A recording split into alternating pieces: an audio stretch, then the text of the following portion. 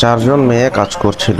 তাদের মধ্যে একজন একটা মই নিয়ে গেট দিয়ে প্রবেশ করার চেষ্টা করছিল, কিন্তু সে মইটি লম্বালম্বিভাবে না ঢুকিয়ে আড়াআড়িভাবে ঢোকানোর চেষ্টা করছিল। এটা দেখে আরেকজন মেয়ে খুব রাগ করে এবং সে তার দিকে এগিয়ে আসে। সে এসেই তাকে বকাঝকা করতে শুরু করে এবং তাকে দেখাতে থাকে কিভাবে মইটি ভিতরে ঢুকাতে হবে। এই বলেই সে করাত দিয়ে মইটি কাটতে শুরু করে এবং এর সাথে তাকে আরো বকাঝকা এবং জ্ঞান দিতে থাকে।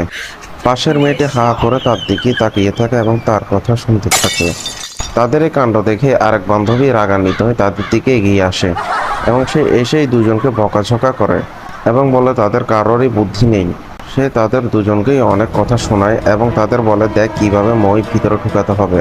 এটা বলে সে মইটি নিয়ে এসে গেটের উপর দিয়ে ভেতরে ছুঁড়ে মারে এবং তাদের খুব গর্ব করে দেখায় দেখ কিভাবে মই ভিতরে ঢুকাতে হবে। বাকি দুই বোকা বান্ধবী তার প্রশংসা করলেও ভিতরে যে বান্ধবী ছিল সে তাদের কাণ্ড দেখে নিজে অবাক হয়ে যায়।